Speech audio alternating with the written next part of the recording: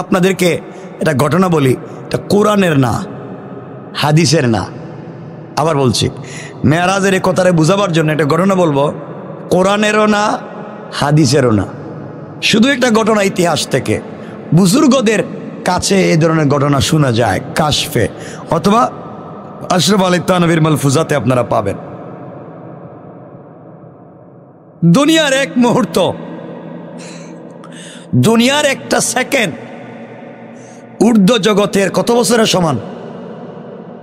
তো একটু আগেই বললাম 27 বছর। কত বছর বলেন না? এক মুহূর্ত কত বছর? 27 বছর। এই নিয়ে অবাক হয়ে একটা লোক নবীজির কাছে গিয়ে জিজ্ঞাসা করলো, এ মুহাম্মদ, আপনি যে বললেন এগুলো আপনি গেলেন আইলেন, কি হাবিজাবি বললেন, এগুলো বিশ্বাস করি না। আপনি মেরাজে গেছেন, গেলেন আসলেন, সব দেখলেন, এক মুহূর্তে সম্ভব? নবীজি বলেন সম্ভব। লোকটা বলছে আমি বিশ্বাস করি না। নবীজি বলেন করলে কি আর না করলে কি, আমি তো গেছি। সুবহানাল্লাহ নাই। লোকটা বাড়িতে চলে যাচ্ছে, যাওয়ার সময় বাজার থেকে একটা মাছ কিনছে। কি কিনছে বলেন না? মাছ কিনছে। মাছটা স্ত্রীর সামনে দিয়ে বলছে, তুমি মাছটা তাড়াতাড়ি রান্না করো, ভালো করে রান্না করো, ভুনা করো, আমি গোসল করে আসতেছি নদী থেকে, আসলে আমরা একসাথে খাব। এই বলে আল্লাহর এই বান্দা বাজার থেকে মাছ কিনে বাড়িতে নিয়ে স্ত্রীর কাছে দিয়ে বলছে, স্ত্রী তুমি মাছটা রান্না করো, কাটো, আমি গোসল করে আসতেছি। এই বলে লুঙ্গি হাতে নিয়ে, কাপড় হাতে নিয়ে নদীর পাড়ে রেখে সে নদীতে ডুব দিল গোসল করবার জন্যে। ডুব দিয়ে উঠে দেখে অন্য এক দুনিয়া চলে এসেছে। নদী থেকে ডুব দিয়ে উঠে দেখে অন্য দুনিয়া চলে এসেছে। সে এক বিশ্ব সুন্দরী যুবতী, মেয়ের মতো দেখা যায়। কি তারে ডুব দিলাম, আইলাম কই? ডুব থেকে উঠে দেখে আরেক দুনিয়া, আরেক জগৎ। নিজে আর পুরুষ না, এখন দেখা যায় সুন্দরী যুবতী নারী রাজকন্যায় পরিণত হয়েছে। নতুন দেশে নতুন জায়গায় রাস্তা খুঁজে পায় না, লজ্জায় এদিক সেদিক দৌড়াদৌড়ি করতেছে। এমন সময় একজন রাজপুত্র এখান দিয়ে শিকারে যাচ্ছিলেন। তিনি যাওয়ার পথে একজন সুন্দরী, বিশ্ব সুন্দরী যুবতীকে আশ্রয়হীনা দেখতে পেয়ে তাকে তিনি ঘোড়ার পিঠে তুললেন, রাজপ্রাসাদে নিয়ে গেলেন। সেখানে গিয়ে তিনি বিশ্ব সুন্দরী মেয়েকে বিয়ে করলেন। রাজপুত্রের সাথে বিয়ে হলো। 27 বছর ঘর সংসার করলেন, অনেকগুলো সন্তান হলো, ছেলেমেয়ের মা হলো। ওইটা ছেলেমেয়ের মা হওয়ার পরে দীর্ঘদিন ঘর সংসার করলেন। একদিন তিনি বললেন, কর্ম করবার পরে, কর্ম শেষ করবার পরে নদীতে গেলেন গোসল করতে। নদীতে গিয়ে ডুব দিছে। ডুব দিয়ে উঠে দেখে আবার আগের জায়গায় লুঙ্গি রাখা। সুবহানাল্লাহ নাই। ও কি তার ঘটনা? কি তা আগে গেলাম কই? গেলাম, বাচ্চা হইল, মহিলা হইলাম, রাজকুমারী হইলাম, কত কিছু হইলাম। এখন দেখি আবার কি আগের জায়গায়, বুঝতেছি না। লজ্জায় বেচারা ওইটা কাপড়টা পইরা বাড়িতে গেছে। দৌড় গিয়া দেখে বউ এখনো মাছ কাটতেছে। কি তারে তুই দেখি এখনো মাছ কাটস, ব্যাপার কি তা? কই আপনি তো এই মাত্র দিয়া গেলেন, এত তাড়াতাড়ি গোসল শেষ হইল কেমনে? হে চিন্তা করে এতগুলো বাচ্চার মা হইলাম। চিন্তা করেন না, এতগুলা বাচ্চার মা হইলাম, আর হে দেখি এখনো কয় আমি এইমাত্র আইলাম। ব্যাপার কি? কয় তুই বুঝলি না আমার কত ঘটনা ঘটলো, কত কিছু কইরে আইলাম, তুই দেখি এখনো মাছ কাটতেছিস। আপনি কি উল্টাপাল্টা বলতেছেন? আপনি এগুলা মাছ কাটতেছি মানে এই যে মাছ তো এই মাত্র দিয়া গেলেন, মাত্র কাটা শুরু করছি মাত্র।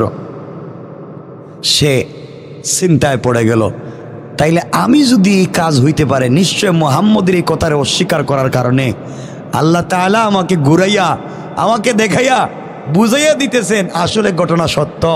দেরি না করে সেও রসুলের কাছে দৌড় দিল আর বলো, ইয়া রাসূলুল্লাহ, আপনি সত্য, মেরাজ সত্য, আপনি আমারে কালিমা পড়াইয়া মুসলমান বানাইয়া। তাইলে মেরাজ সত্য না মিথ্যা? সবাই বলেন। মেরাজ আমাদেরকে অনেক কিছু শিক্ষা দিয়েছে। যিনি স্রষ্টা এবং সৃষ্টি যার নিয়ন্ত্রণে রয়েছে, তার ইচ্ছা ছাড়া কোনো মানুষ এরূপ ভ্রমণ করতে পারে না এটাই এখান থেকে বুঝতে পারলাম। কথা বলেন না কেন? তিনি যে মানুষটিকে ভ্রমণ করালেন, সেই মানুষটি যে নবী এবং আল্লাহর প্রিয়, এতেও কোনো সন্দেহ? বলেন সন্দেহ? সন্দেহ? এতক্ষণ তো বুঝছেন। সুতরাং আল্লাহ রব্বুল ইজ্জত ওয়াল জালাল বুঝাতে চাইলেন, আমি আমার রাসূলকে একমাত্র কেবলমাত্র সান্ত্বনা দেওয়ার জন্যে উম্মে হানির ঘর থেকে উঠাইয়া বাইতুল্লাহ নিয়ে সিনা চাক করে ওখান থেকে বাইতুল মুকাদ্দাসে নিয়া সমস্ত নবী রাসূলদের ইমামতি করাইয়া এক আসমান দুই আসমান করে সপ্তম আসমানের উপরে উঠাইয়া সিদরাতুল মুনতাহায় নিয়া বাইতুল মামুর দেখাইয়া জান্নাত জাহান্নাম দেখাইয়া এরপরে আল্লাহ রব্বুল ইজ্জত ওয়াল জালাল বললেন, আমি তাকে সরাসরি আরশে আজিমে নিয়ে সব কিছু দেখাইয়া সব কিছু করে তার সঙ্গে কথা বলে 50 ওয়াক্ত নামাজ দিয়া 45 ওয়াক্ত কমাইয়া 5 ওয়াক্ত নামাজ দিয়া আমি আমার বন্ধুকে আবার পাঠাইয়া দিলাম আর বলে দিলাম, আপনার উম্মতেরা 5 ওয়াক্ত নামাজ যদি ঠিকমতো আদায় করতে পারে, আমি আল্লাহ রব্বুল ইজ্জত ওয়াল জালাল তাদের সঙ্গে নামাজে গিয়ে মেরাজ ঘটাবো আর বিনা হিসাবে জান্নাতের ওয়াদা দিলাম। সুবহানাল্লাহ বলেন। তাহলে মেরাজ সত্য না মিথ্যা? বলেন। এজন্য আপনাকে আমাকে কোরআন জানতে হবে, কোরআন বুঝতে হবে। কোরআন যদি না পড়ি আজকে আমরা এইভাবে বিভ্রান্ত হয়ে যাব। সুতরাং মেরাজ সত্য, এতে কোনো সন্দেহ? সুতরাং আল্লাহ রাব্বুল ইজ্জত ওয়াল জালাল বললেন, সুবহানাল্লাযী আসরা বিআবদিহি লাইলাম মিনাল মাসজিদিল হারামি إلى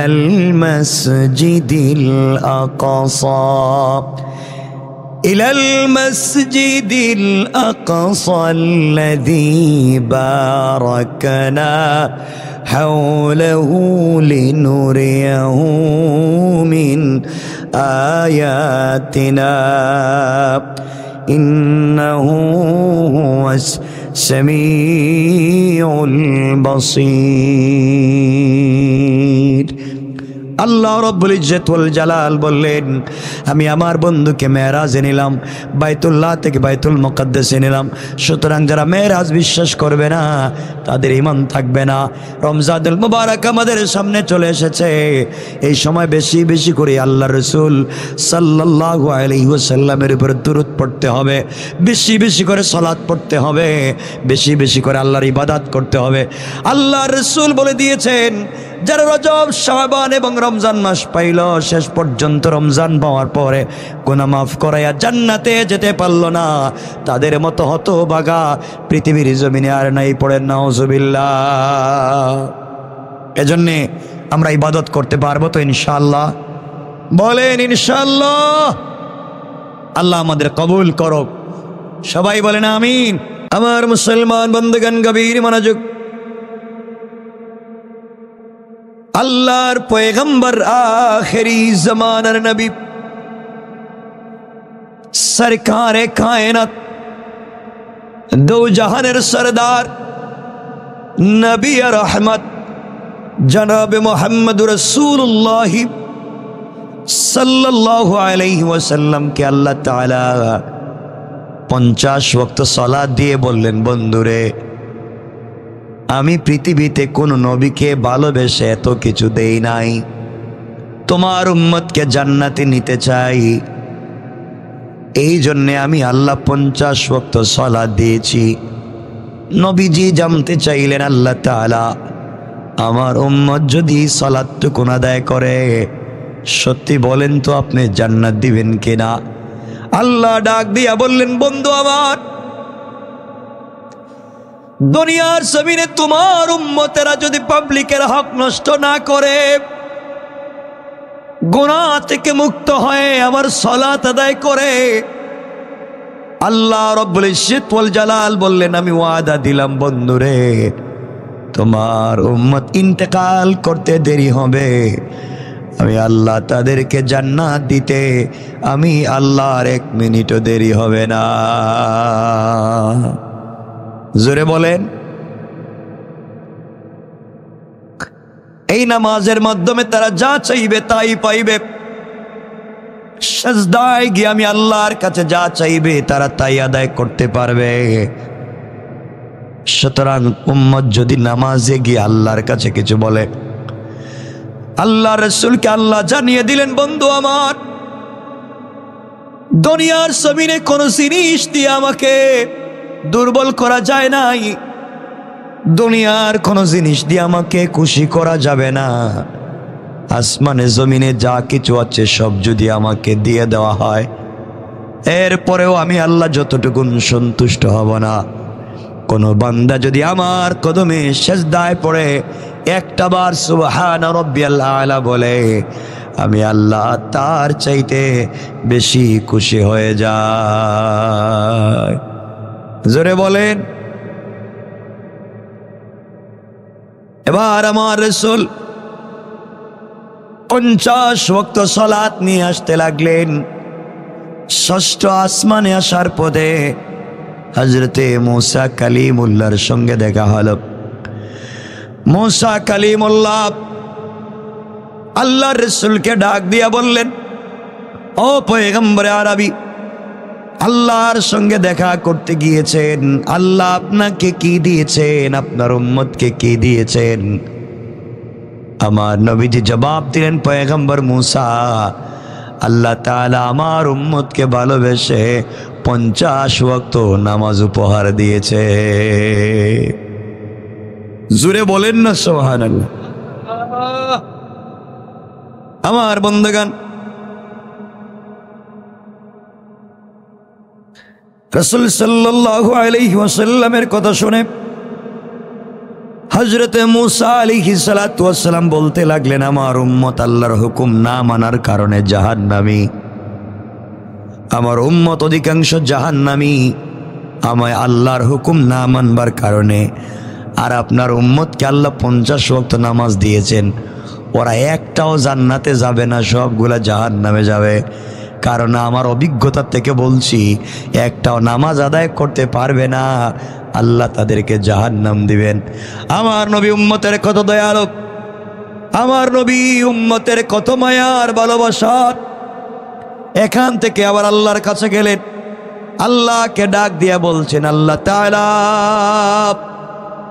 আপনি আমার উম্মতকে যে নামাজ দিয়েছেন, সালাত দিয়েছেন, 50 ওয়াক্ত নামাজ তো ঠিক মতো আদায় করতে পারবে না, আমার উম্মতগুলা জাহান্নামে চলে যাবে, কি করা যায়?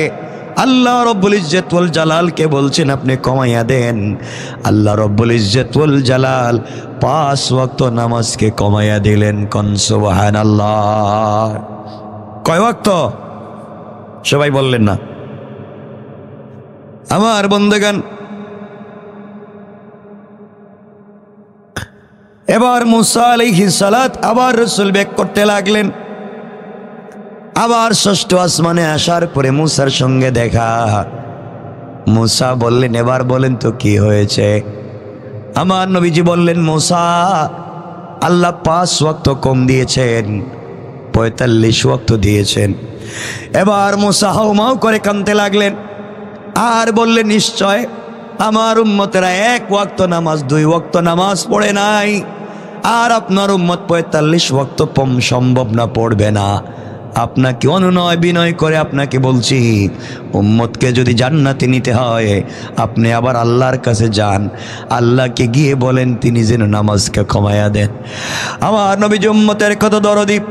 আবার তিনি উপরের দিকে যেতে লাগলেন, আল্লাহর সঙ্গে কথা বলে বলছেন, আল্লাহ তাআলা, আমার উম্মত তো 45 ওয়াক্ত পড়তে পারবে না, আপনি আরো কমাইয়া দেন। এবার আল্লাহ আরো 5 ওয়াক্ত কমাইয়া দিলেন।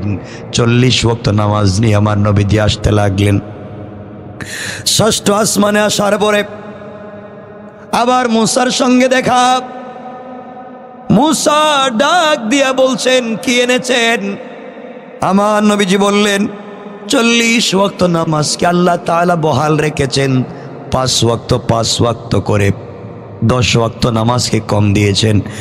মুসা আলাইহিস সালাম সজোরে কাঁদতে লাগলেন আর পরামর্শ দিয়ে বলতে লাগলেন, আপনার বয়স আমার চাইতে বেশি না, আপনার কাছে উম্মত কত পিছনে পিছনে ঘুরছি আপনি জানেন না। ওরা নামাজ পড়বেন, আপনি আবার যান আরো কিছু কমাইয়া নিয়ে আসেন। আপনি জানেন না আমার উম্মতের ডাইনে বললে বামে গেছে, এদিকে বললে ওদিকে গেছে।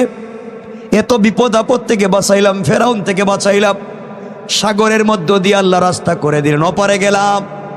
এরপরে যাওয়ার পরে তাদেরকে 12টা রাস্তা হলো, পানির ব্যবস্থা হলো, এত কিছুর পরেও আমারে তারা মানে নাই, আমার আল্লাহরে তারা মানে নাই। এক ওয়াক্ত নামাজ দিছিলাম, তাও তারা ঠিকমতো পড়লো না। তারা বাছুরের পূজা করতে লাগলো, গরুর বাচ্চা বানিয়ে পূজা করলো। আপনার উম্মত এগুলা পারবে না, আপনি আবার যান আল্লাহরে বুঝাইয়া বলেন, আল্লাহ যেন কম দেয়। আমার নবী আবার যেতে লাগলেন। আমার নবী যাওয়ার পরে আল্লাহকে বললেন, আল্লাহ তাআলা আমার উম্মত মনে হয় 40 ওয়াক্ত নামাজ পড়তে পারবে না, আপনি আরো কমাইয়া দেন। আল্লাহ রব্বুল ইজ্জত ওয়াল জালাল কমাতে লাগলেন, কমাতে কমাতে বললেন, কতটুকুন কমাতে পারি? আল্লাহ রব্বুল ইজ্জত ওয়াল জালাল আরো 5 ওয়াক্ত কমালেন। কত ওয়াক্ত? কথা বলেন, কত রইছে? এবার নবীজি আসতে লাগলেন। মূসা বললেন, এবার কি করলেন? আমার নবীজি বলছেন, আল্লাহ আবার 5 ওয়াক্ত কমায়া দিয়েছেন, 35 ওয়াক্ত।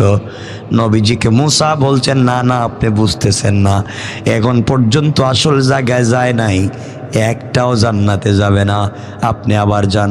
এভাবে যেতে যেতে 9 নম্বর বার যখন গিয়েছেন, আল্লাহর কাছে বলেছেন, আল্লাহ তাআলা আরো কিছু কমাইয়া দেন। আল্লাহ কমাইতে কমাইতে 45 ওয়াক্ত কমাইয়া দিলেন। বাকি আছে কত বলেন না? এবার আসছেন। মূসা কয় কি? কয়বার আস? কমাইতে কমাইতে 5 ওয়াক্ত বাকি আছে। দিছিলেন 50। উম্মতের যে ঠকানি দিছি আমি, এদের যে ক্ষতিটা করছি। মূসা বলছেন, ভাই আপনার আল্লাহর রাস্তায় লজ্জা হয় আমার, আপনি আবার যান, আরো কমাই আনেন। নবীজি বলেন, আল্লাহ যে আরে 5 করে কমাইতেছেন, এখন যদি যাই, যদি এই 5ও কমাইয়া দেয়, তাহলে কিচ্ছু নেই, খালি হাতে যাওয়া লাগবে। আমার উম্মতের জন্য আমি খালি হাতে যাইতে পারবো না, আমি আমার উম্মতরে ঠকাইতে পারবো না।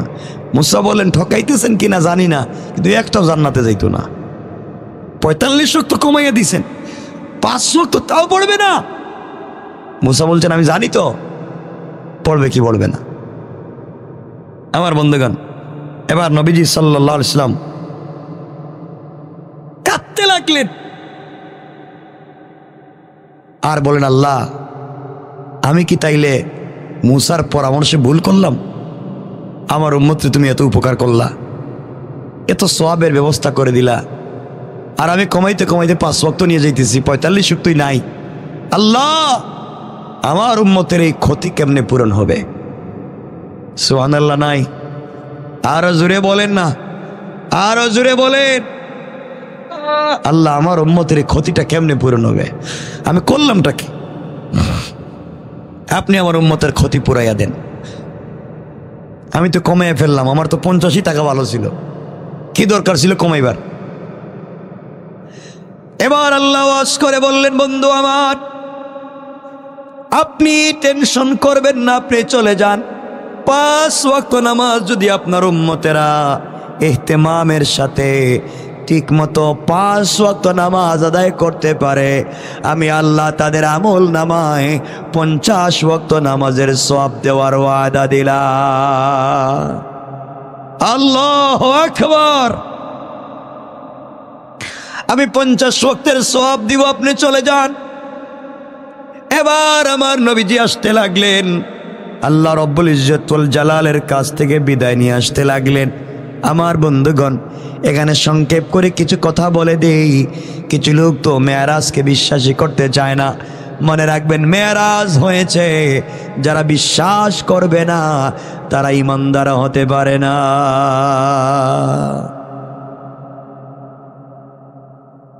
এই যে নবীজি গেলেন, এই যাওয়ার সময়সীমা কত সময় ছিল? কথা কয় না, কত সময়? এটা ভ্রমণের সময় সীমা ছিল সৌরজগৎ বাদ দিলে হিসাবে কম পক্ষে 27 বছরের সমান। সুবহানাল্লাহ বললেন না?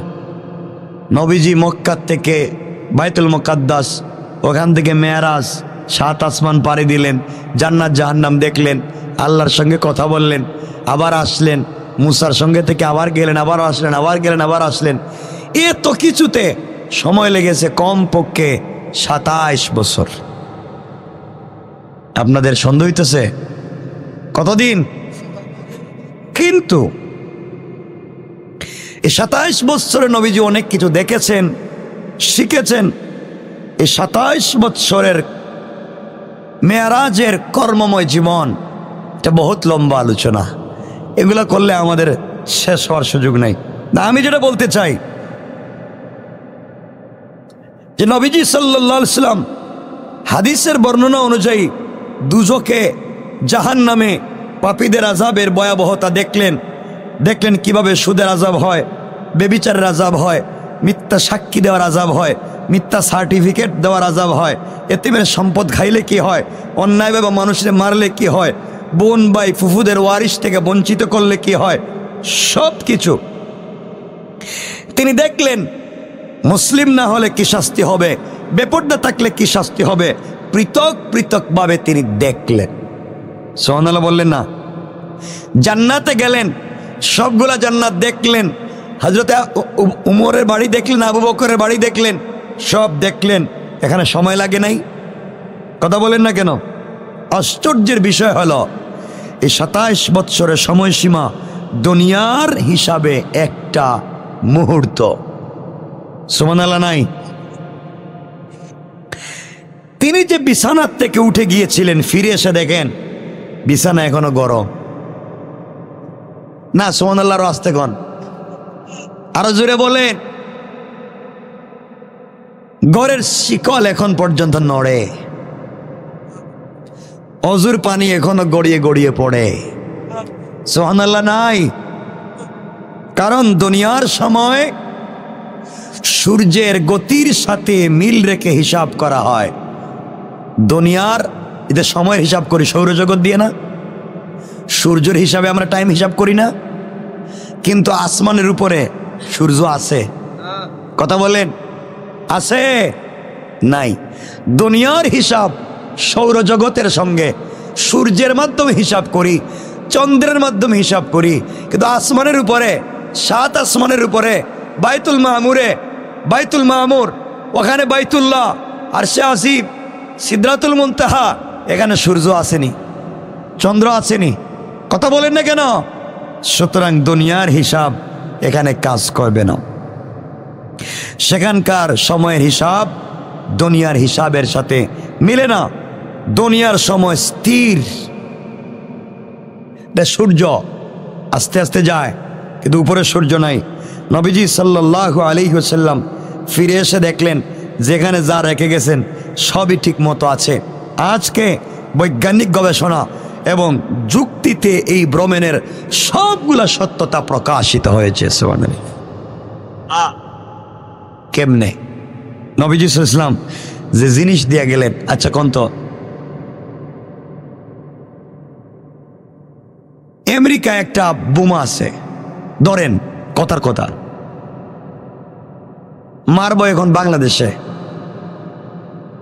সুইচ তাদের হাতে আছে, দিলে আসবেনি? কথা বলেন আগে, কথা বলেন। পৃথিবীর যে কোনো জায়গায় একটা লাইট আছে, ধরেন পৃথিবীর একবার শেষ প্রান্তরে, আপনার কাছে তার রিমোট, এখানে সুইচ দিলেন, লাইট জ্বলবেনি? কথা বলেন না কেন? কয় ঘন্টা লাগবে? হ্যাঁ, আপনি টিপ দিতেই তো লাইট জ্বলে। কেন? এত 1000 মাইল দূরে আপনি এখানে সুইচ দিলেন, ওখানে লাইট জ্বললো কেমনে? এত তাড়াতাড়ি এখানে আলো গেল কেমনে? কথা বলেন। এই যে বিদ্যুতের যে গতি, তার চাইতে আর 1000 গুণ বেশি গতিতে নবীজি গিয়েছে। সুবহানাল্লাহ বললেন না?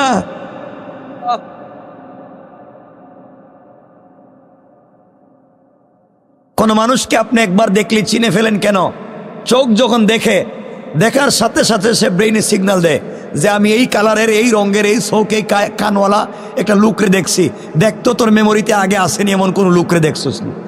চোখ যখন তার সে সাথে সাথে সিগন্যালটা মেমোরিতে দেয়। মেমোরি কো সিরি তো এটা বল্টু আগে দেখছিলাম। কথা বলেন না কেন? এই জন্য চিনতে পারি এটা আপনার ভাই, এটা আপনার বোন। চোখ দেখার সাথে সাথে সে ব্রেইনের কাছে দেয়, ব্রেইন ক্যাচ করে সাথে সাথে রিপোর্ট দিয়া দেয় আমি চিনি। কথা বলেন না কেন? যখন ব্রেইনে কাজ করে না, চৌকে দেখলেও দেখবেন কিছু লোক চিনে না। কথা বলেন না কেন? আমরা জিগে আমি অমুক, আমার দেখছেন, আমার চিনেননি, ও তাকাইতেছে কিন্তু আপনারে চিনে না। এর অর্থ হলো তার সেই সিগন্যাল ব্রেইনে কাজ করতেছে না। কথা কি বুঝতে পেরেছেন আমার বন্ধুগণ? নবীজি সাল্লাল্লাহু আলাইহি ওয়াসাল্লাম এসে আবার কাবা ঘরে নামাজ পড়ার জন্য বের হলেন। সুবহানাল্লাহ বললেন। পথে কিছু আশ্চর্য ঘটনা ঘটেছে। এগুলোই যে মেরাজ সত্য, এগুলো বুঝাবার জন্য কথাগুলো বলছি। পথে নবীজির কিছু আশ্চর্য ঘটনা ঘটেছে। আমার মুসলমান বন্ধুগণ, আল্লাহর নবী ঘর থেকে বের হলেন, ফজরের সালাতে যাবেন কাবা ঘরে। কিছু দূর যাওয়ার পরে তিনি দেখতে পেলেন একজন বৃদ্ধা মহিলা কাঁদতে কাঁদতে বসে কান্না করতেছে। জিজ্ঞেস করলেন, মা আপনি কান্না করেন, কি হয়েছে আপনার? বৃদ্ধা ডাক দিয়ে বলছে, আপনি কি আমার কথা শুনবেন? আল্লাহর পয়গম্বর সরকারে কায়নাত ডাক দিয়া বললেন, বৃদ্ধা মারে আপনি বলেন তো কেন আপনি কান্না করেছেন, আমার কাছে বলেন। বৃদ্ধা ডাক দিয়া বলছেন, আমি এক ইহুদির বাড়িতে কাজ করি। আজ আমি অসুস্থ এবং শারীরিকভাবে অনেক দুর্বল। আমি অসুস্থ এবং দুর্বল, এই জন্য কাজে যেতে বিলম্ব হয়ে গিয়েছে। ইহুদির বাড়িতে আমি আরো আগে কাজে পৌঁছে যাই, আজ আমাকে যেতে একটু দেরি হয়ে গিয়েছে, এই জন্যে কান্না করি। কারণ সে আমাকে রাখবে না, বের করে দিবে, অথবা আমাকে আঘাত করবে, আমাকে মারবে। কেন সময় মতো কাজে গেলাম না? নবীজি সাল্লাল্লাহু আলাইহি ওয়াসাল্লাম বললেন, তুমি কেঁদো না, আমি তোমার সঙ্গে এই মুহূর্তে ইহুদির বাড়িতে যাব। আর জোরে বলেন, তোমার জন্য সুপারিশ করব, সে যেন তোমার উপরে কোন রূপ জুলুম না করে, তোমাকে কাছ থেকে বের না করে দেয়। কথাগুলা বলে বলে বৃদ্ধাকে সঙ্গে নিয়া ইহুদির বাড়িতে তিনি পৌঁছে গেলেন। আমার নবীজি কেমন মানবতার রাসূল ছিলেন। ইহুদির বাড়িতে যাওয়ার পরে ডাক দিয়া বলেন, ভাই শোনো, এই বৃদ্ধা অসুস্থ এবং দুর্বল, এই জন্যে সময় মতো আসতে পারেন নাই, তোমার বাড়িতে আসতে তার দেরি হয়ে গিয়েছে, তাই তোমার কাজে আসতে বিলম্ব হয়েছে। ওকে কোনরূপ জুলুম বা তিরস্কার করা যাবে না, কাজ থেকে বের করে দেওয়া যাবে না।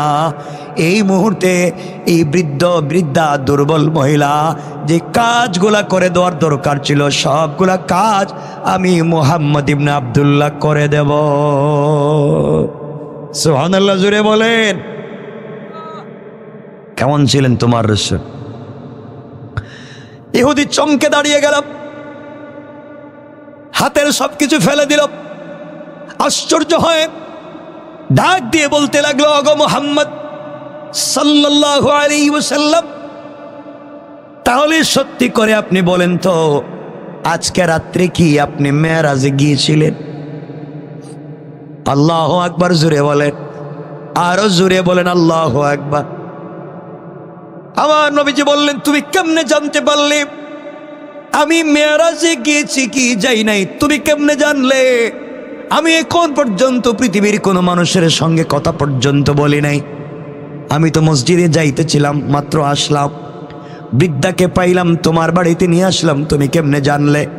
তুমি ইহুদি, তুমি কেমনে জানলে আমি মেরাজে গিয়েছি? ইহুদি ডাক দিয়া বলছে, শোনো, তুমি কিভাবে বললে, আমি কেমনে জানবো না? ইহুদি বলল, তাওরাত কিতাবে লেখা আছে শেষ জামানার নবী যেদিন মেরাজে যাবেন, মেরাজে যেই রাত্রে যাবেন, মেরাজ থেকে ফিরে এসে ভোরবেলায় এক বৃদ্ধাকে সাহায্য করবার জন্য ইহুদির বাড়িতে সুপারিশ করতে যাবেন। আর সেই আখির নবীর আগমন যেদিন ঘটবে, এই দিন থেকে তাওরাতের সবগুলা হিসাব হুকুম মানসুখ রহিত হয়ে যাবে। তাওরাতের উপর আমল করলে নাজাত পাওয়া যাবে না, আমল করতে হবে আখির জামানার নবীর কথা মতো, তার কোরআনের উপরে। সুতরাং বুঝতে পেরেছি আপনি যেহেতু মহিলার সাহায্যের জন্য এসেছেন, তাওরাতের বর্ণনা আর আপনার ব্যবহারের মধ্যে কোনো অমিল নাই, মিল রয়েছে। সুতরাং আপনি এই মুহূর্তে আমাকে কালিমা পড়াইয়া মুসলমান বানাইয়া দেন। আল্লাহু আকবার বলেন। কেমন ছিলেন আমার রাসূল? বৃদ্ধা মুসলমান, এই বৃদ্ধ লোকটা, এই ইহুদিটা মুসলমান হয়ে গেল আর বৃদ্ধাকে মাফ করে দিল। পুরা মক্কার জমিনে তুলপাড় শুরু হয়ে যাচ্ছে। নবীজি সাল্লাল্লাহু আলাইহি ওয়াসাল্লাম কাবা শরীফে পৌঁছে গেলেন, ফজরের নামাজ আদায় করলেন, এরপরে মেরাজের ঘটনা সবাইকে জানিয়ে দিলেন। মেরাজে গিয়েছিলাম, কি দেখলেন কি দেখলেন না, কোথায় কি দেখলেন, সব তিনি বলতে লাগলেন। এই সময় কাফের আবু জেহেলের কথা শুনে বিদ্রুপ করতে লাগলো, সারা মক্কায় তুলপাড় শুরু করে দিল। এমনকি তুলপাড় যে একটা লোক বাইতুল্লাহ থেকে বাইতুল মুকাদ্দাস, ওখান থেকে 7 আসমান বেদ করে আরশে পর্যন্ত গেল, এরপরে ফিরে আসছে, এটা কোনোভাবে সম্ভব না। এই বলে পাগলের মতো পুরা মক্কায় তুলপাড় শুরু করে দিয়েছে। আপনি বলেন তো, কেউ যদি স্বপ্নে কোনো জায়গায় যায় তাইলে তো তুলপাড় করার দরকার আসেনি? কথা বলেন না কেন? আপনি আমি তো স্বপ্নে বহুত জায়গায় যাইতে পারি, কথা বলেন না কেন? কোনো জিনিসের সমস্যা আসেনি, কোনো তুলপাড়ের দরকার আসেনি, কোনো বেজালের দরকার আসেনি। নবীজি যদি স্বপ্নে মেরাজে যেতেন, আবু জাহাল এত চিন্তা করতো না, কারণ চোখ বন্ধ করলে তো বহুত কিছুই যাওয়া যায়। কিন্তু বোঝা গেল নবীজি স্বপ্নে মেরাজে যান নাই, সশরীরে গিয়েছেন। এই জন্য কাফেররা মক্কায় তুলপাড় শুরু করে দিয়েছে। এটা কেমনে সম্ভব রে?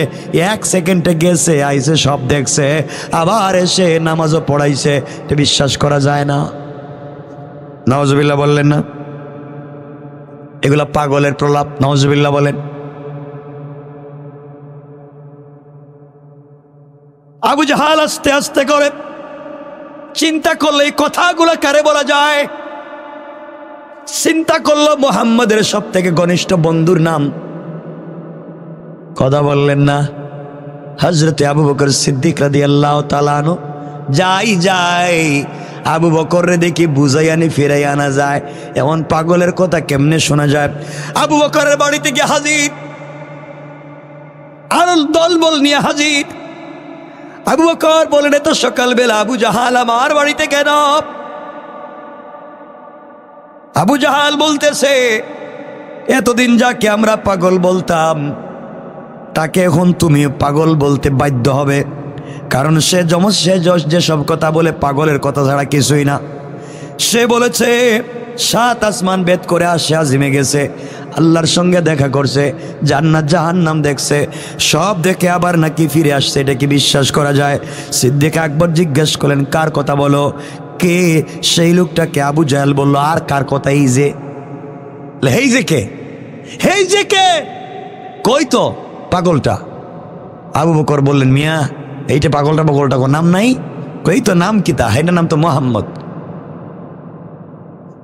সিদ্দিক আকবর বললেন, মোহাম্মদ কে? কই যে তোমার বন্ধু মোহাম্মদ, যেটা হে আজকে রাত্রে নাকি মেরাজে গেছে, জান্নাতে গেছে, জাহান্নাম দেখছে, সিদরাতুল মুনতাহা গেছে, আর সে মহল্লা গেছে, বাইতুল মামুর গেছে, জান্নাত জাহান্নাম দেখছে, সব ঘুরাইয়া আবার আইসা নাকি নামাজ পড়াইতেছে। আবু বকর বললেন, যদি মুহাম্মদ সাল্লাল্লাহু আলাইহি ওয়াসাল্লাম এসব কথা বলে থাকেন তাহলে তিনি সত্য বলেছেন। আমি তার কথায় চুল পরিমাণ অস্বীকার করি না। অবশ্যই তিনি মেরাজ করেছেন, আল্লাহর সঙ্গে দেখা করেছেন। আশহাদু আন্নাকা, আমি সাক্ষ্য দিলাম, মুহাম্মাদুর রাসূলুল্লাহ।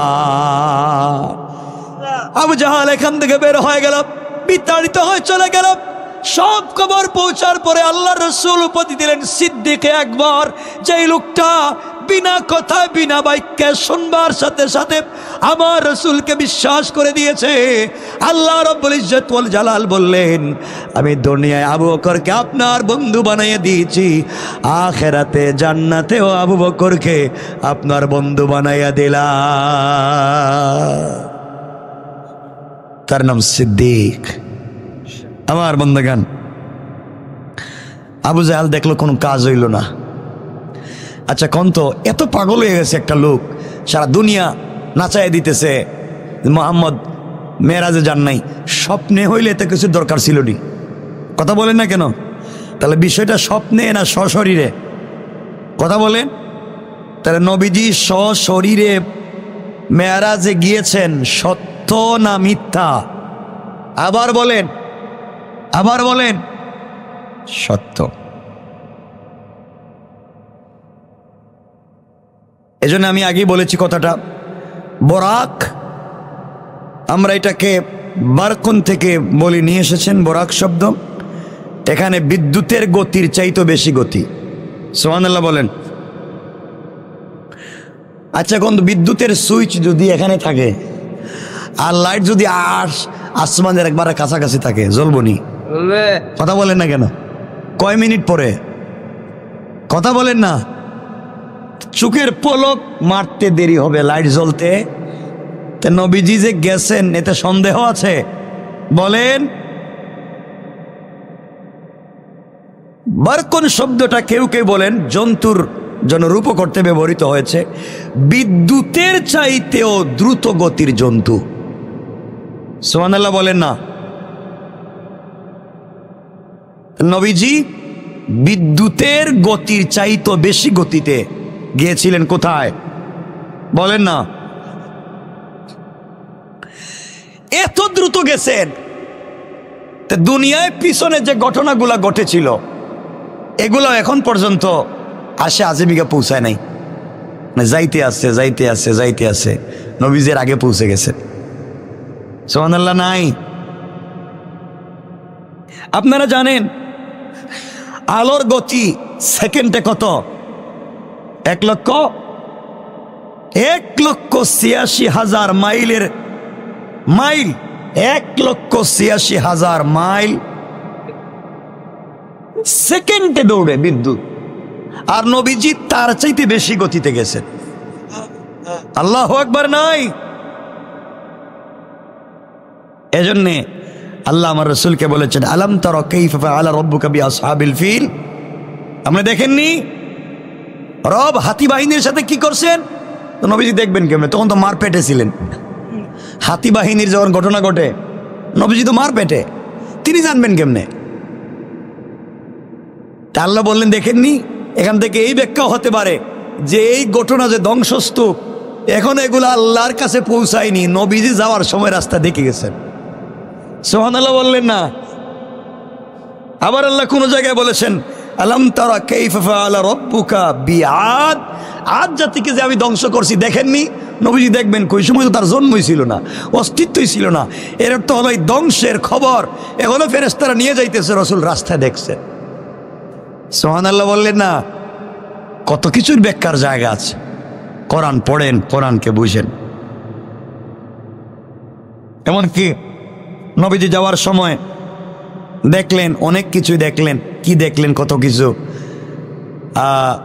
ফেরাউনের কাজের বুয়া যে ছিল, কাজের বুয়া, তার ফেরাউনের মেয়ের কাজের বুয়া, কি নাম? আসিয়া। আসিয়া কিটা? আসিয়া তার বউর নাম। কি নাম? কি নাম? আসিয়া কয়। কাজের বুয়ার নাম কি? আবার কয় আসিয়া কয়। হ্যাঁ, মাসলা কি কয় এরা? এ তো ওয়াজ করলাম এখানে, এটাই বুঝে গেলেন। কি নাম? মাশেতা না মাসতা? বলে গেছেন আপনারা? এ তো ওয়াজ করলাম এখানে। নবীজি দেখলেন একটা জায়গা থেকে জান্নাতুল ফিরদাউসের গ্রান আসতেছে। জিবরাইলকে বলছেন, জিবরাইল আর কই নিয়ে যাইবা? এখানেই তো জান্নাতের গ্রান। জিবরাইল বলছেন, ইয়া রাসূলুল্লাহ, এটা জান্নাত না, এটা ফেরাউনের কাজের বুয়ার কবর থেকে জান্নাতের ঘ্রাণ আসছে।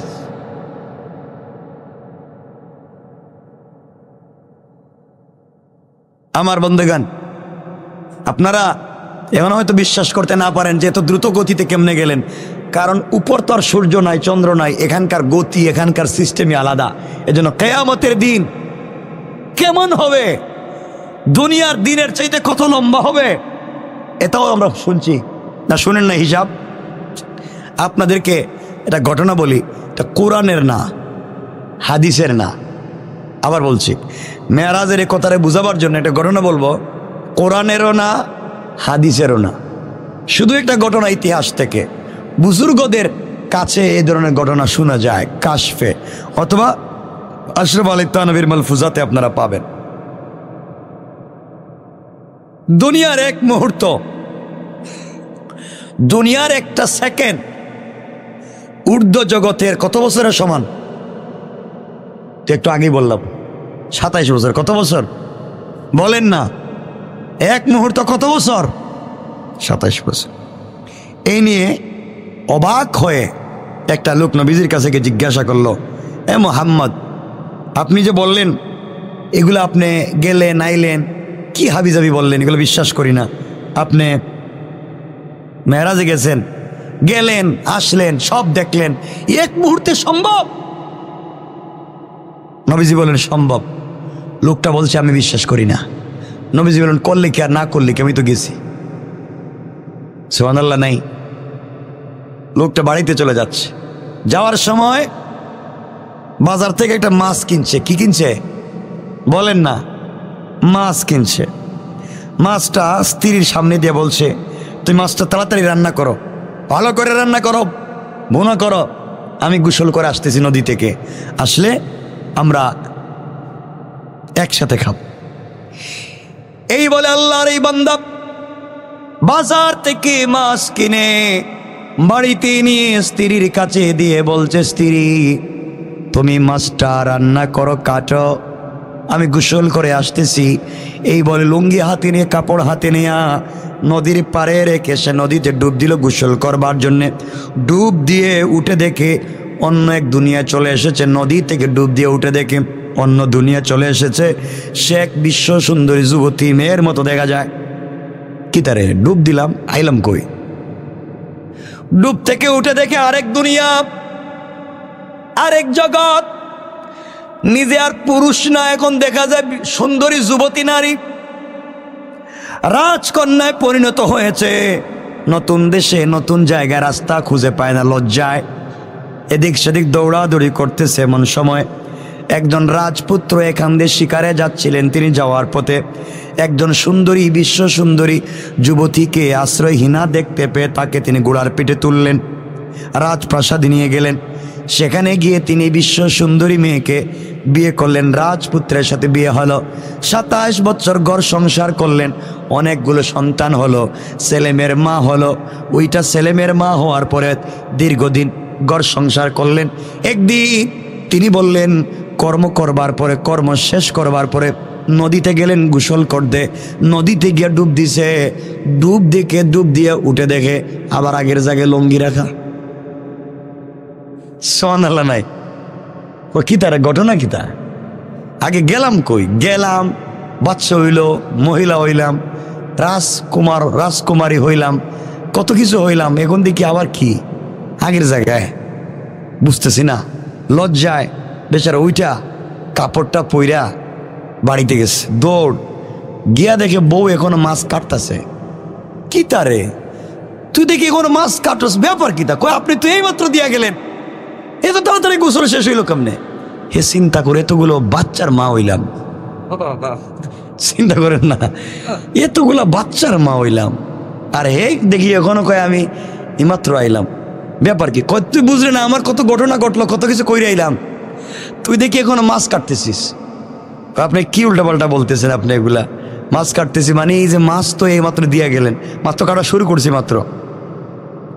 সে চিন্তায় পড়ে গেল, তাইলে আমি যদি এই কাজ হইতে পারে, নিশ্চয় মুহাম্মদের এই কথার অস্বীকার করার কারণে আল্লাহ তাআলা আমাকে ঘুরাইয়া আমাকে দেখাইয়া বুঝাইয়া দিতেছেন আসলে ঘটনা সত্য। দেরি না করে সেও রসুলের কাছে দৌড় দিল আর বলো, ইয়া রাসূলুল্লাহ, আপনি সত্য, মেরাজ সত্য, আপনি আমারে কালিমা পড়াইয়া মুসলমান বানাইয়া। তাইলে মেরাজ সত্য না মিথ্যা? সবাই বলেন। মেরাজ আমাদেরকে অনেক কিছু শিক্ষা দিয়েছে। যিনি স্রষ্টা এবং সৃষ্টি যার নিয়ন্ত্রণে রয়েছে, তার ইচ্ছা ছাড়া কোনো মানুষ এরূপ ভ্রমণ করতে পারে না, এটাই এখান থেকে বুঝতে পারলাম। কথা বলেন না কেন? তিনি যে মানুষটিকে এরূপ ভ্রমণ করালেন, সেই মানুষটি যে নবী এবং আল্লাহর প্রিয়, এতেও কোনো সন্দেহ? বলেন সন্দেহ? সন্দেহ। এতক্ষণ তো বুঝছেন। সুতরাং আল্লাহ রব্বুল ইজ্জত ওয়াল জালাল বুঝাতে চাইলেন, আমি আমার রাসূলকে একমাত্র কেবলমাত্র সান্ত্বনা দেওয়ার জন্যে উম্মে হানির ঘর থেকে উঠাইয়া বাইতুল্লাহ নিয়ে সিনা চাক করে ওখান থেকে বাইতুল মুকাদ্দাসে নিয়া সমস্ত নবী রাসূলদের ইমামতি করাইয়া এক আসমান দুই আসমান করে সপ্তম আসমানের উপরে উঠাইয়া সিদরাতুল মুনতাহায় নিয়া বাইতুল মামুর দেখাইয়া জান্নাত জাহান্নাম দেখাইয়া এরপরে আল্লাহ রব্বুল ইজ্জত ওয়াল জালাল বললেন, আমি তাকে সরাসরি আরশে আজিমে নিয়ে সব কিছু দেখাইয়া সব কিছু করে তার সঙ্গে কথা বলে 50 ওয়াক্ত নামাজ দিয়া 45 ওয়াক্ত কমাইয়া 5 ওয়াক্ত নামাজ দিয়া আমি আমার বন্ধুকে আবার পাঠাইয়া দিলাম আর বলে দিলাম, আপনার উম্মতেরা 5 ওয়াক্ত নামাজ যদি ঠিকমতো আদায় করতে পারে, আমি আল্লাহ রব্বুল ইজ্জত ওয়াল জালাল তাদের সঙ্গে নামাজে গিয়ে মেরাজ ঘটাবো আর বিনা হিসাবে জান্নাতের ওয়াদা দিলাম। সুবহানাল্লাহ বলেন। তাহলে মেরাজ সত্য না মিথ্যা? বলেন। এজন্য আপনাকে আমাকে কোরআন জানতে হবে, কোরআন বুঝতে হবে। কোরআন যদি না পড়ি আজকে আমরা এইভাবে বিভ্রান্ত হয়ে যাব। সুতরাং মেরাজ সত্য, এতে কোনো সন্দেহ? সুতরাং আল্লাহ রাব্বুল ইজ্জত ওয়াল জালাল বললেন, সুবহানাল্লাযী আসরা বিআবদিহি লাইলাম মিনাল মাসজিদিল হারামি إلى المسجد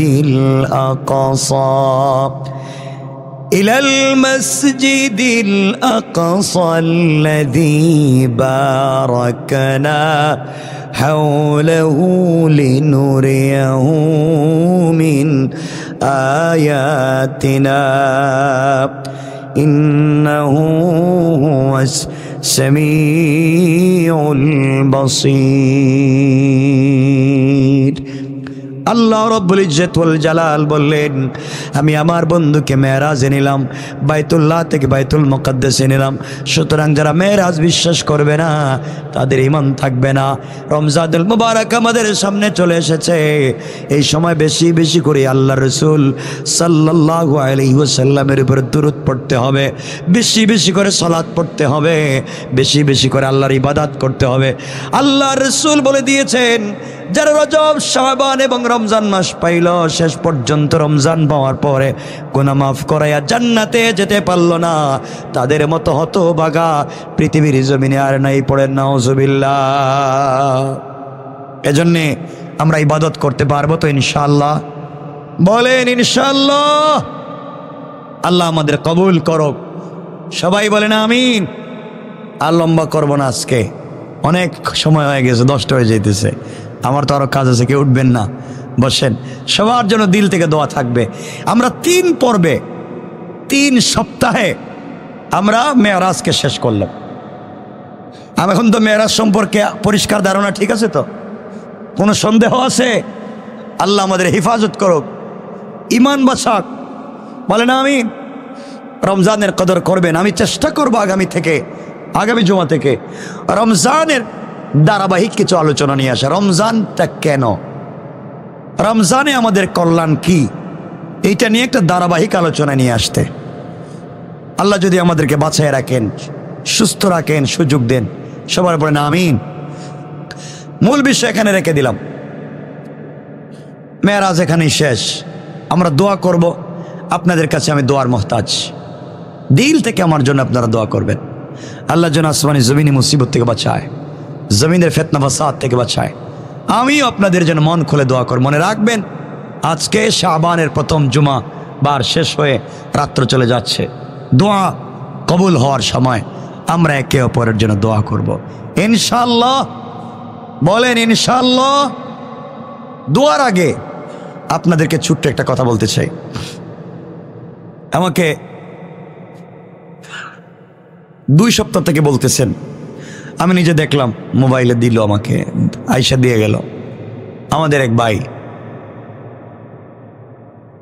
ওনারা একটা মসজিদ করছেন, মসজিদ ওয়াল তুলছে, ওয়াল ওয়াল বুঝেন তো, দেওয়াল দেওয়াল তুলছে মসজিদের, কিন্তু উপরে টিন লাগাইতে পারে নাই। এটা ছাদ দেওয়ার মতো তৌফিক নাই। আমি আমার জায়গা থেকে তো সবসময় চেষ্টা করে যাই। টিন কত বান বলছিল? 12 বান, 12 বান বলছিলাম না? 12 বান, 12 বান বুঝেননি আপনারা? 12 বান, 12 কমপক্ষে 12 বান টিন লাগবে মসজিদের ছাদে, মসজিদের উপরের জন্য। হ্যাঁ, তারা নামাজ পড়বে, নামাজ পড়তে পারতেছে না, রমজান আসছে, তারাবি পড়তে পারবে না। এই সুযোগটাকে আমরা কাজে লাগাতে পারি। এক বানের দাম কত? 7-8 হাজার। একটু মোটামুটি একটু ভালো টিন নিলে কত জানি না আমি। হ্যাঁ হ্যাঁ, যাই হোক, তা আমরা কি চাইলে পারি না এই টিনগুলা দিয়ে দিতে? কথা বললেন না? পারি না? আমরাই তো পারি। আমরা নামাজ পড়বো এসিতে আরামে, আর হেরা বৃষ্টিতে ভিজবে, নামাজ পড়তে পারবে না। আর রাসূল বলছেন, মান বানা লিল্লাহি মাসজিদান বানাল্লাহু লাহু বাইতান ফিল জান্নাহ। কেউ যদি মসজিদে একটা ইটের টুকরা দেয়, মানে কেউ যদি মসজিদে 5 টাকা পরিমাণ, 1 টাকা পরিমাণ কোনো জিনিস দান করে, আল্লাহ তার জন্য জান্নাতে 6600 তলা বিল্ডিং বানাইয়া দিবেন। আমরা এই মুবারক সময়ে, রমজান সামনে, আল্লাহ কবুল করবেন, আল্লাহ মাফ করে দিবেন, আমাদেরকে সুযোগ দিবেন।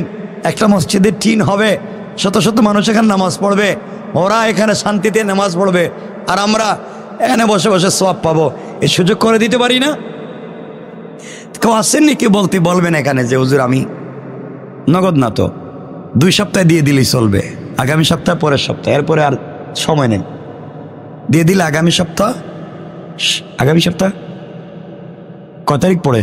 3 তারিখ। আগামী সপ্তাহ 3 তারিখ, এর পরের সপ্তাহ 10 তারিখ। চাইলে আগামী সপ্তাহে দিতে পারে। আসেননি কোনো ভাই? কেমনে দিবেন কোন? তো কি বলতাম আমি তো বুঝি না। আসেননি স্বতঃস্ফূর্তভাবে দেওয়ার মতো কেউ, যে আমি চেষ্টা করব দেওয়ার? নাই। কি তৈল? আলহামদুলিল্লাহ। বান আমি বুঝতেছি না কয় টাকা হইব। না, ওই যে কয় টাকা হবে? 7-8 হাজার, 7-8 হাজার হবে। আমার ভাই তো, আমাদের ভাইয়ের নাম, আমার ভাই মতিউর রহমান, কাগজ আছেন? লিখে দাও। আলহামদুলিল্লাহ, 8 হাজার না ভাই, বাইরে লোক আমার কাছে দিও না, এখন রাখো, আমার কাছে দিও না। ভাইয়ের নাম 8 হাজার। 8 না, কত দিতে পারবেন? ভাইয়ের নামটা লেখো তো, মতিউর রহমান ভাই। যান, এখানে যান, আপনি যান, আর নাম্বারটা লিখে রাখবেন। কত লিখতাম?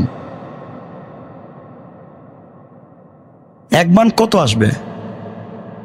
যা আসবে, অন্তত যা সেটা বুঝতে তৈব আমি। তাহলে 8 হাজার লিখে রাখেন ভাইয়ের নামে। হ্যাঁ, আরো বেশি থাক, ওটা আমি জানি না। 1 বান, ঠিক আছে, টাকাটা লিখে রাখো। আর ওই আমার বাবার নাম লেখো। আমি বলছি তোমার এটা আমি এখানকার জন্য আমি দিব, আমার ব্যক্তিগত পক্ষ থেকে আমি বলছি, এটা আমি সামনে বলা, আমি তো